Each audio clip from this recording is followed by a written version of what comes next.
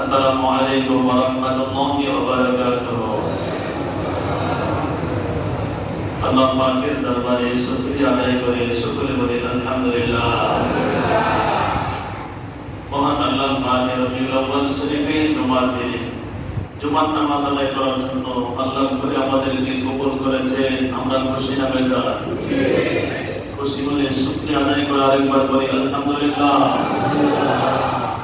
আল্লাহর দৃষ্টির প্রধান আকর্ষণ আমাদের জান এবং ঈমান নবী মুহাম্মদ রাসূলুল্লাহ সাল্লাল্লাহু আলাইহি ওয়াসাল্লামের শানে কয়েক মর্তবা দুরূদ শরীফ পড়ার তৌফিক দান করেছেন। আল্লাহর ইসমে জাতের জিকির করার তৌফিক দান করেছেন। তাসবিহ তাহলিল সহ 2-4 রাকাত নামাজ পড়ার সুযোগ যে আল্লাহ করে দিয়েছেন, সেই আল্লাহ পাকের কুদরতি কদমে উচ্চ কণ্ঠে বলে আলহামদুলিল্লাহ।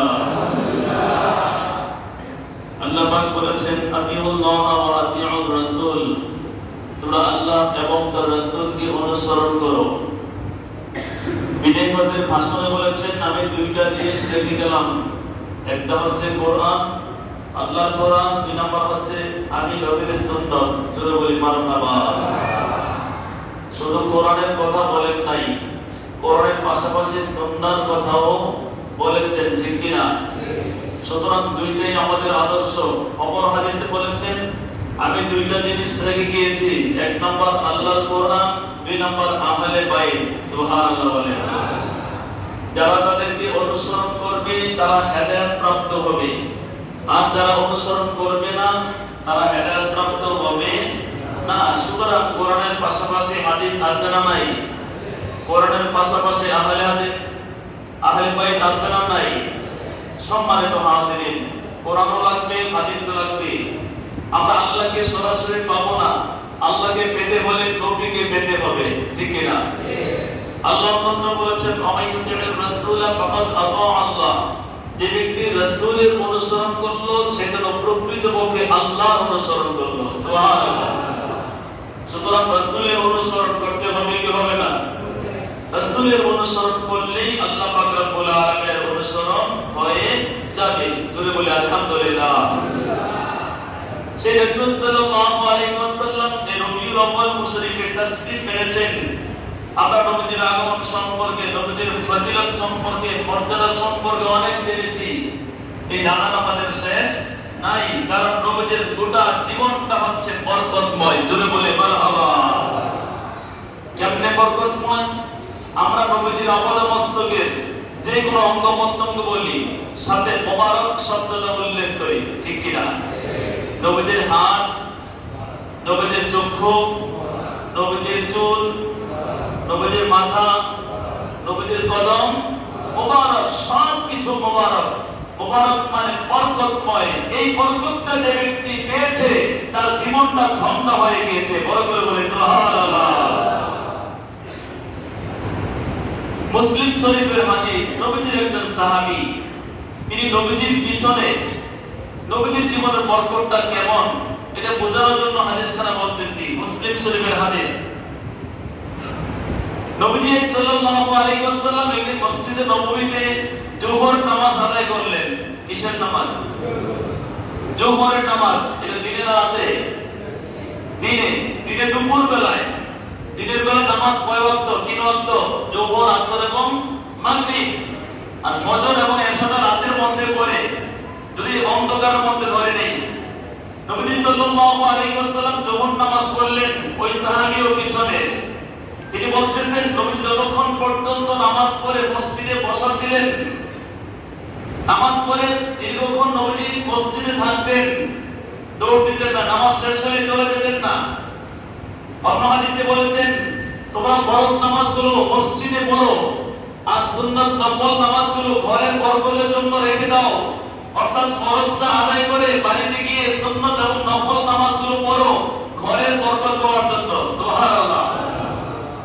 নবীজি সাল্লাল্লাহু আলাইহি ওয়াসাল্লাম যখন নামাজ আদায় করে মসজিদে বসা, ওই সাহাবীও বসা, তিনি লক্ষ্য করলেন নবী সাল্লাল্লাহু আলাইহি ওয়াসাল্লাম দীর্ঘক্ষণ বসার পরে যখন উঠলেন বাড়িতে যাবেন, হুজরা মুবারকে যাবেন, বাহিরে বের হবেন, তিনি তার পিছনে পিছনে নবীজির পিছনে পিছনে বাহিরে গেলেন।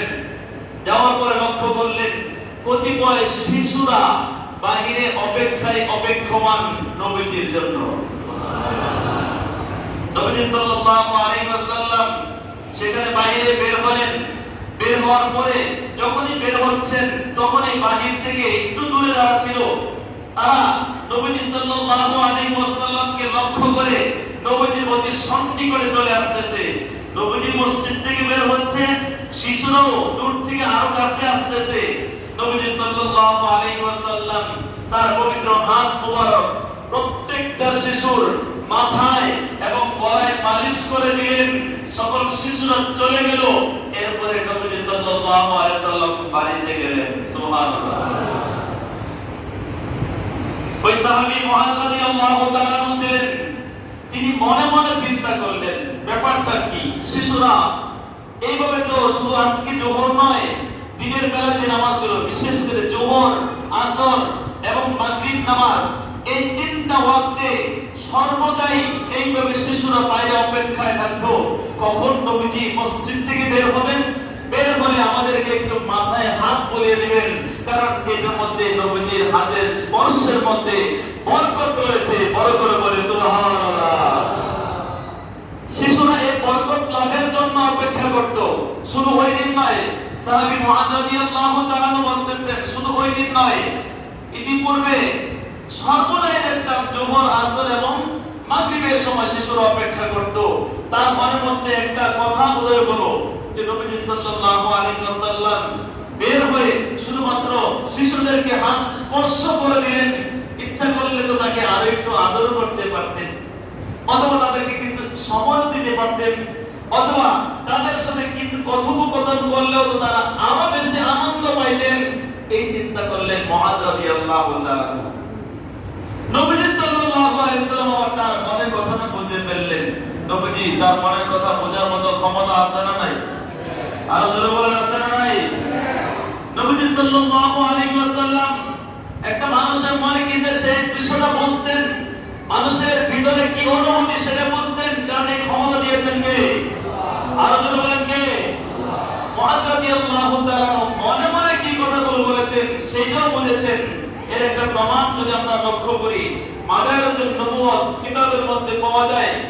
হযরত আব্দুল্লাহ ইবনে আব্বাস রাদিয়াল্লাহু তাআলা হাদিসখানা বর্ণনা করেছেন, হাজারুল মাউত নামক স্থানের অধিবাসীরা একদিন আল্লাহর হাবিব সাল্লাল্লাহু আলাইহি ওয়াসাল্লামের সামনে উপস্থিত হলো। তাদের মধ্যে একজন ব্যক্তি ছিলেন যার নাম আশআশ ইবনে আফরা। আশআশ ইবনে আফরা রাদিয়াল্লাহু তাআলা তিনিও সেখানে উপস্থিত ছিলেন। তাদের মধ্যে পণ্ডিত ছিলেন ওই ব্যক্তি। তাদের মনের মধ্যে কতগুলো প্রশ্ন গোপন করে রাখলেন, প্রশ্নগুলো মনে মনে গোপন করে রাখলেন যে আমরা যাব মুহাম্মদ সাল্লাল্লাহু আলাইহি ওয়াসাল্লামের কাছে এবং প্রস্তাব পেশ করব যে আমাদের মনের অনুভূতিগুলো কি, আমরা মনের মধ্যে কোন কোন কথাগুলো গোপন করে রেখেছি এগুলো আপনাকে বলতে হবে। যদি বলতে পারেন তাহলে আমরা আপনার প্রতি ঈমান আনব। আরো জোরে বলে সুবহানাল্লাহ। এই আশআশ সে শুধুমাত্র তার ভিতরে রাখেন না এই কথাগুলো, তার অধিবাসী যারা ছিল তাদের অনেককে প্রশ্নগুলো ফাঁস করে দিলেন। আমার মনের প্রশ্নগুলো এই, তোমরা জেনে রাখো, তোমরা জেনে রাখো, তোমরা জেনে রাখো। আমরা যাব কোথায়? নবীজির কাছে গিয়ে বলবো আমাদের মনের অনুভূতিগুলো কি, আমরা মনের মধ্যে কি গোপন করে রেখেছি এগুলো আপনাকে বলতে হবে। যদি বলতে পারেন তাহলে আমরা বুঝে নিব আপনি সত্য নবী, তখন আমরা আপনার হাতে ইসলাম গ্রহণ করব। সুবহানাল্লাহ। এভাবে হাজারান মাউতের লোকজন আল্লাহর তারপরে মুহাম্মদ সাল্লাল্লাহু আলাইহি ওয়াসাল্লামকে বললেন, আমাদের মনের মধ্যে কতগুলো প্রশ্ন আছে, এই প্রশ্নগুলো আপনাকে বলতে হবে। আপনি যদি বলতে পারেন তাহলে আমরা আপনার প্রতি ঈমান আনবো, ইসলাম গ্রহণ করব। আল্লাহর হাবিব সাল্লাল্লাহু আলাইহি ওয়াসাল্লাম বললেন, তোমরা যে প্রস্তাবগুলো নিয়ে এসেছো এই প্রস্তাবগুলো আসলে জ্যোতিষবিদদের কাজ। আমি এই জ্যোতিষবিদদেরকে আমি পছন্দ করি না। আল্লাহু আকবার। কারণ কেউ মনের মধ্যে কথা গোপন রেখে এগুলো কাউকে বলতে দেয় আমার এই জ্যোতিষবিদদের কাজ। এই জ্যোতিষবিদদের কাছে তারা যাইতে যাওয়ার পরে প্রশ্ন করতেন, বলেন তো আমার মনের ভিতরে কি? তারা বলতেন অনেকগুলো কথা, ম্যাক্সিমাম কথাগুলো মিলে যেত।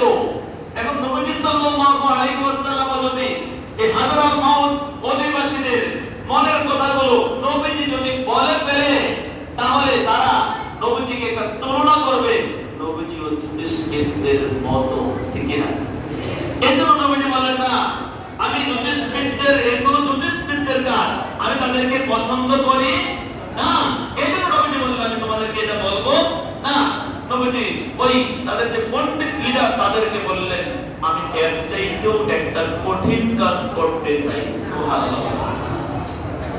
এবার ওই ব্যক্তি বললেন ঠিক আছে আপনি এর চেয়ে কঠিন কি কাজ করতে চান? আল্লাহর হাবিব সাল্লাল্লাহু আলাইহি ওয়াসাল্লাম বললেন, হে হাজরাল মাউতের অধিবাসীরা, তোমরা মনের মধ্যে প্রশ্নগুলোকে গোপন করে নিয়ে এসেছো, আমাকে বলার জন্য আমি যদি বলতে পারি তোমরা আমার প্রতি ঈমান আনবে। আমি বললাম এগুলো জ্যোতিষবিদদের কাজ, আমি তাদেরকে পছন্দ করি না। আমি বললাম এর চাইতে কঠিন একটা বিষয় তোমাদেরকে করব।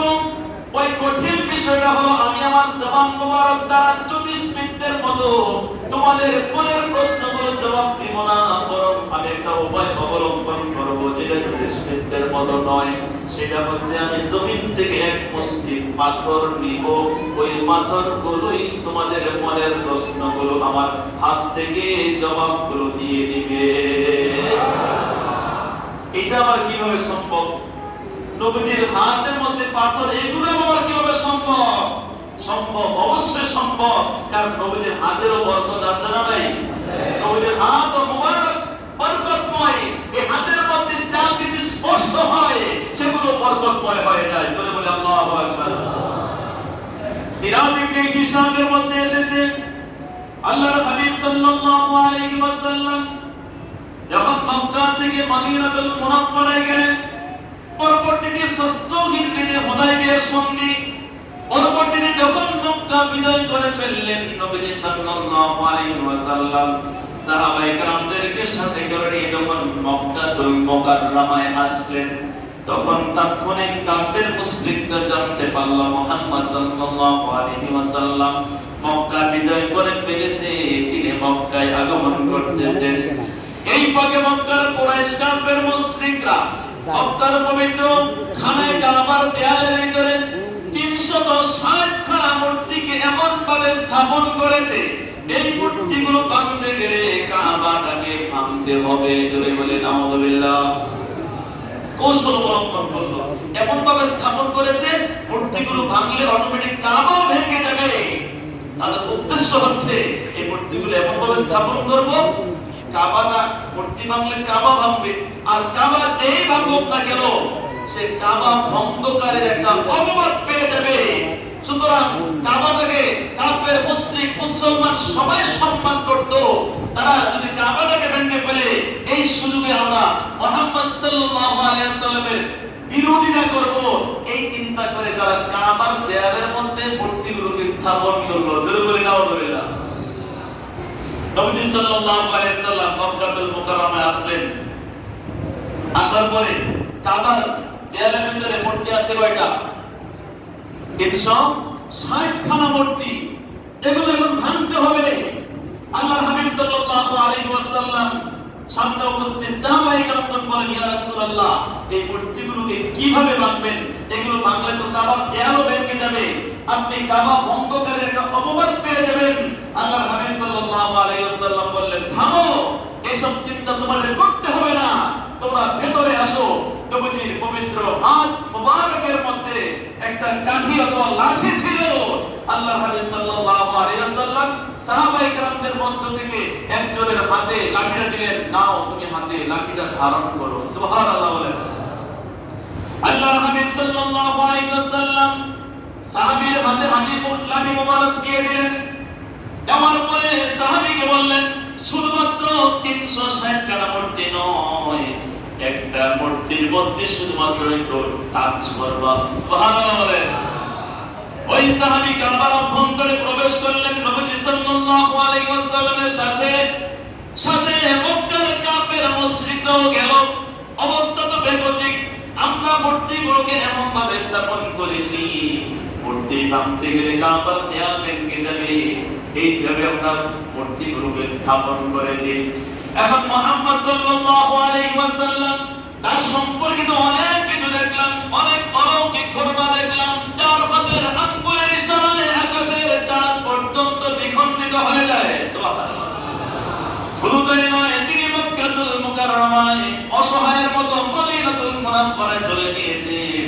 আল্লাহ পাক তাকে আবার কেমন ক্ষমতা দিয়েছেন, মর্যাদা দিয়েছেন, তিনি পুনরায় মক্কা বিজয় করে বীরের বেশে আবার মদিনাতুল মুনাওয়ারা থেকে মক্কাতুল মুকাররমায় আগমন করেছেন। সাহাবায়ে কেরাম আল্লাহর হাবিব সাল্লাল্লাহু আলাইহি ওয়াসাল্লামের সাথে আছেন। কাফের মুশরিকরাও কাবার অভ্যন্তরে প্রবেশ করলেন। নবী সাল্লাল্লাহু আলাইহি ওয়াসাল্লাম সাহাবীকে বললেন, হে আমার সাহাবী, আমার হাত থেকে দেওয়া লাঠি মতন করে কাটতারা একটা মূর্তির মধ্যে শুধুমাত্র টাচ করো। সাহাবী নবীজির নির্দেশে একটা মূর্তির মধ্যে টাচ করলেন। সাথে সাথে ওই একটা মূর্তি সহ বাকি 359টা মূর্তি ভেঙে চুরমার খান খান হয়ে কাবার দেয়াল থেকে নিচে পড়ে গেল। শুধু তাই নয়, এই মূর্তিগুলোর ভেতর থেকে আওয়াজ আসতে লাগলো, জাআল হক ওয়া যাহাকাল বাতিল ইন্নাল বাতিলা কানা যাহুকা। সত্য সমাগত, মিথ্যা দূরীভূত। সত্য এসেছে, মিথ্যা সব দূরীভূত হয়ে গিয়েছে। আল্লাহর হাবিব সাল্লাল্লাহু আলাইহি ওয়াসাল্লাম আগমন করেছেন, তিনি সত্য নবী। আর এই মূর্তি সব কিছু হচ্ছে মিথ্যা, এগুলো ইবাদতে পাওয়ার যোগ্য নয়। এই কারণে সব কিছু ধ্বংস হয়ে গিয়েছে। নবীজির হাত মোবারকে স্পর্শ পাওয়া একটা লাঠির আঘাতে সমগ্র মূর্তিগুলো ধ্বংস হয়ে গিয়েছে। এটা একমাত্র নবীজির হাতের বরকত, ঠিক কিনা বলে? তো নবীজির হাতের মধ্যে স্পর্শ পাওয়ার কারণে একটা লাঠির মধ্যে যদি এত বরকত হতে পারে, সুতরাং ওই নবীজির হাতে যদি পাথর থাকে, ওই পাথর কথা বলতে পারে কি পারে না? পারে। মাদারিজুন নবুওয়াত আব্দুল্লাহ হযরত আব্দুল্লাহ ইবনে আব্বাস রাদিয়াল্লাহু তাআলা বর্ণনা করতেছেন, হাজারাল মাউতের যেই অধিবাসীরা এসেছিল, কেন এসেছিল? যে আমাদের মনের গোপন কথাগুলো যদি মুহাম্মদ সাল্লাল্লাহু আলাইহি ওয়াসাল্লাম বলতে পারে, আমরা ইসলাম গ্রহণ করব, ঠিক কি না? নবী সাল্লাল্লাহু আলাইহি ওয়াসাল্লাম বললেন, এটা আমার কাজ না, এটা যুধিষ্ঠিরদের কাজ। আমি তাদেরকে পছন্দ করি না, আমি বিকল্প যে কঠিন কাজ করে দেখাতে পারবো। তারা বললেন, ঠিক আছে। নবীজি বললেন, আমি বক্তারা বলবো না, জমিন থেকে আমি এক মুষ্টি পাথর নিব, এই পাথরগুলো জবাব দিয়ে দিবে তোমাদের মনের কথাগুলো কি। আল্লাহু আকবার। এবার হাজারাল মাউতের লোকজন সম্মতি দিল, হ্যাঁ এতে আমরা রাজি। আপনি জবান দ্বারা বলবেন না, আপনার হাতের পাথরগুলো যদি বলে দেয়, আমরা আপনার প্রতি ঈমান আনবো। আল্লাহর হাবিব সাল্লাল্লাহু আলাইহি ওয়াসাল্লাম তাৎক্ষণিক জমিন থেকে এক মুষ্টি পাথর মতন ধরে 7খানা পাথর নিলেন।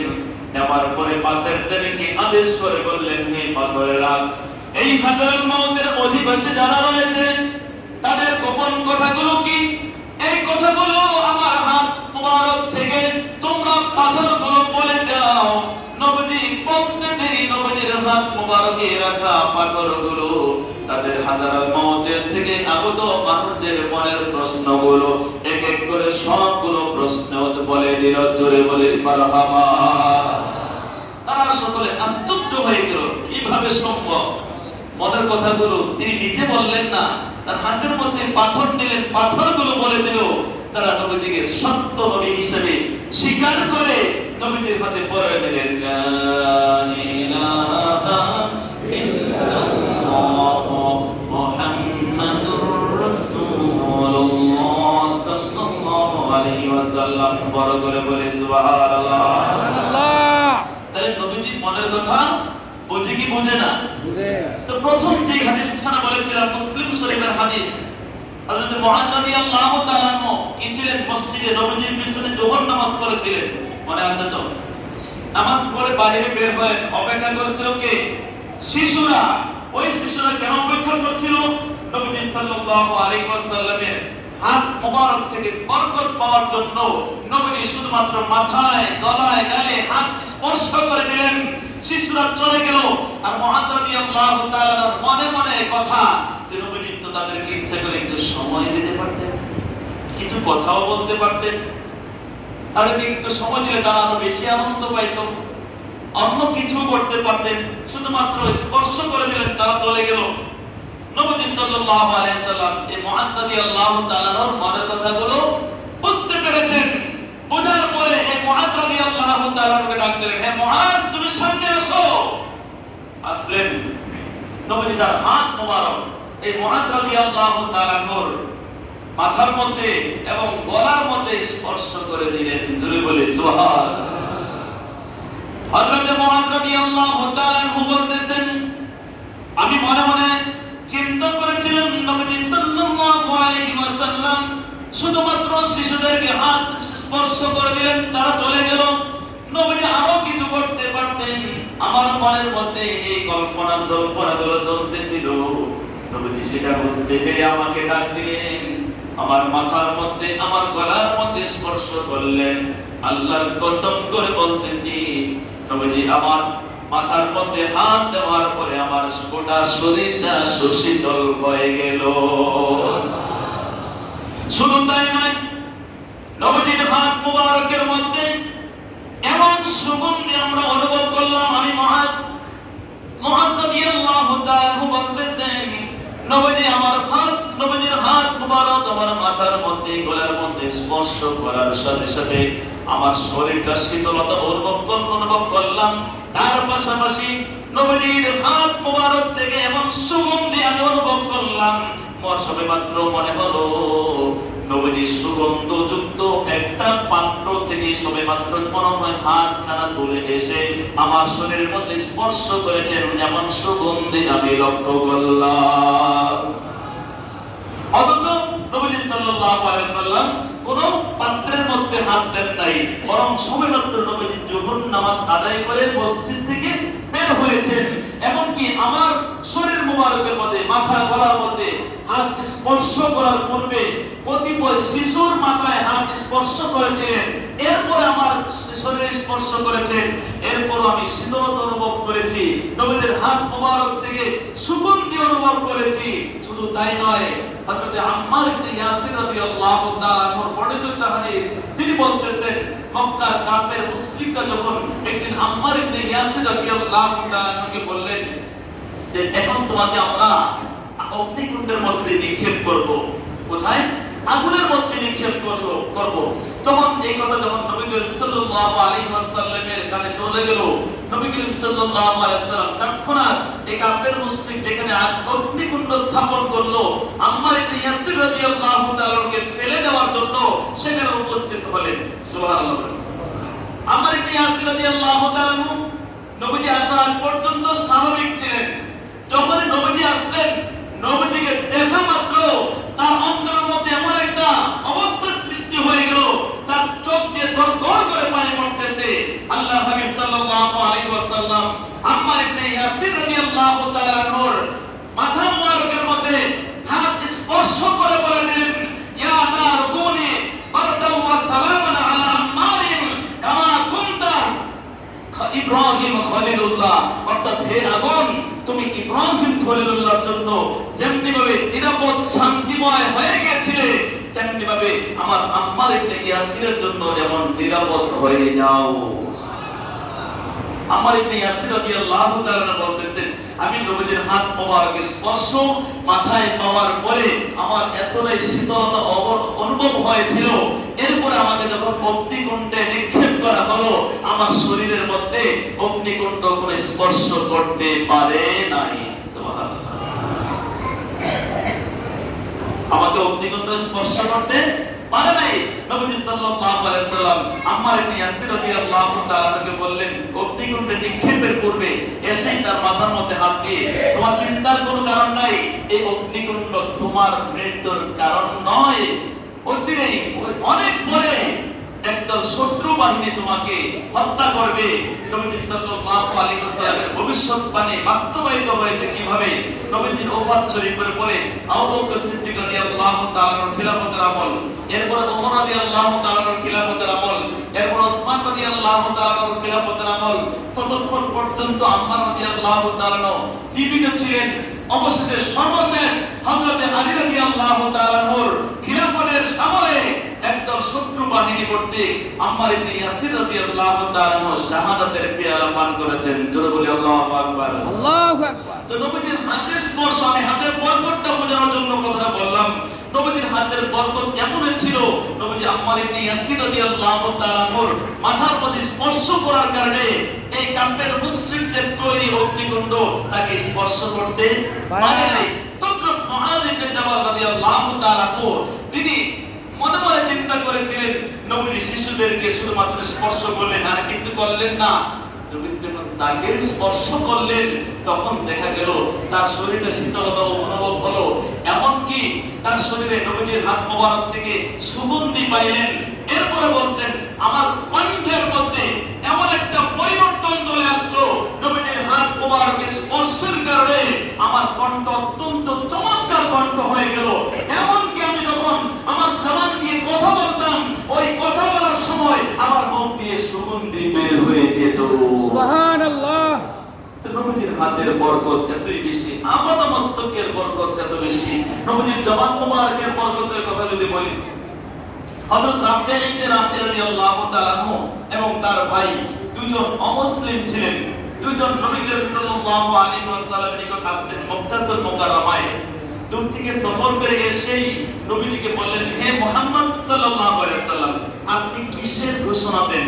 নবীজি বললেন, আমি এক আল্লাহর এবং আমি রাসূলের, আমি যে আল্লাহর রাসূল, অদৃশ্য খোদা রবের এই স্বীকৃতি দিই, লা ইলাহা ইল্লাল্লাহ মুহাম্মাদুর রাসূলুল্লাহ, এই স্বীকৃতি দিই।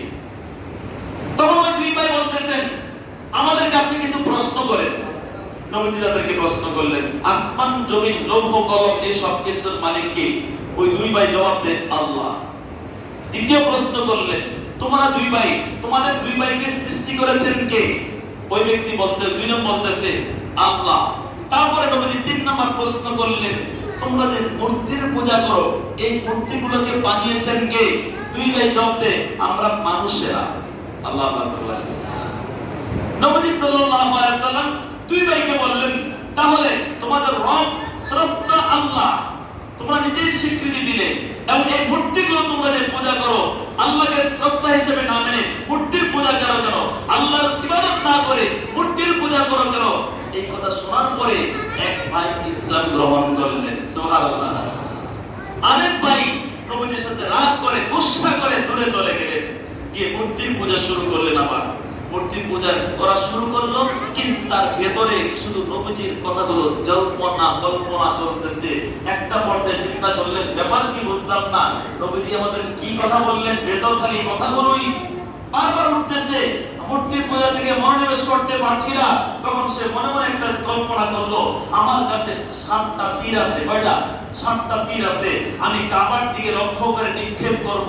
তখন একটা সিস্টেম ছিল, কাবা শরীফের মধ্যে কোন মুসলমান, কোন কাফের যদি তীর নিক্ষেপ করত, এই তীরটা সোজা কাবার দিকে লাগতো না, এটা ডানে চলে যেত, অথবা বামে চলে যেত, অথবা খানায় কাবার উপর দিক থেকে চলে যেত। এই কারণে কাফের মুশরিকরা পর্যন্ত কাবাকে সম্মান করত, কারণ এটা আলাদা একটা মুজিজা আছে। সুবহানাল্লাহ। তবে ওই ভাই চিন্তা করতেছে, আমি যদি এই মুহূর্তে 7টা তীর নিক্ষেপ করব, যদি কাবা স্পর্শ করে, তাহলে আমি মুহাম্মদ সাল্লাল্লাহু আলাইহি ওয়াসাল্লামের কাছে ঈমান আনবো। মনে মনে চিন্তা, এই চিন্তা করে 7টা তীর নিক্ষেপ করলেন। কখনো যে তীর কাবা শরীফের মধ্যে স্পর্শ হয় না, তার 7টা তীর কাবার সামনে কি স্পর্শ হলো, সাথে সাথে এসে নবীজির কাছে বলল, ইয়া রাসূলুল্লাহ, আমি তো আপনার সাথে রাগ করে গুসসা করে চলে গিয়েছিলাম, আমার মনে মনে আপনার কথাগুলো বারবার ভাবতেছিল, কল্পনা আপনার কথাগুলো মনে পড়তেছিল, এজন্য মনে মনে ইরাদা করেছিলাম 7টা তীর আছে নিক্ষেপ করব, যদি কাবার স্পর্শ হয় আমি আপনার প্রতি ইসলাম গ্রহণ করব। আমি দূর থেকে কাবার দিকে 7টা তীর নিক্ষেপ করছি, 7টা তীর কাবার মধ্যে স্পর্শ হয়েছে, সুতরাং আমার মনের কথা পূরণ হয়ে গিয়েছে। ইয়া রাসূলুল্লাহ, আপনি আমাকে পড়াই দেন, লা ইলাহা ইল্লাল্লাহ মুহাম্মাদুর রাসূলুল্লাহ সাল্লাল্লাহু আলাইহি ওয়াসাল্লাম। বড় করে বলি সুবহানাল্লাহ। নবী সাল্লাল্লাহু আলাইহি ওয়াসাল্লাম পুরো জীবনটা বরকতময়। এই বরকতটা পাওয়ার জন্য নবীজিকে ভালোবাসতে হবে, নবীজিকে মহব্বত করতে হবে। মহব্বতটা শুধু মুখে মুখে নয়, কাজের মাধ্যমে, আমাদের আমল দ্বারা, আমাদের ইবাদত বন্দেগী দ্বারা, নবীজির দুরূদ শরীফের মাধ্যমে নবীজির সর্বোচ্চ সম্মান প্রদর্শন করার তৌফিক আল্লাহ আমাদেরকে দান করুন। সকলে বলেন আমিন। ওয়া আখিরু দাওয়ানা আলহামদুলিল্লাহি রাব্বিল আলামিন। তাদের সুন্নাত বাকি জায়গা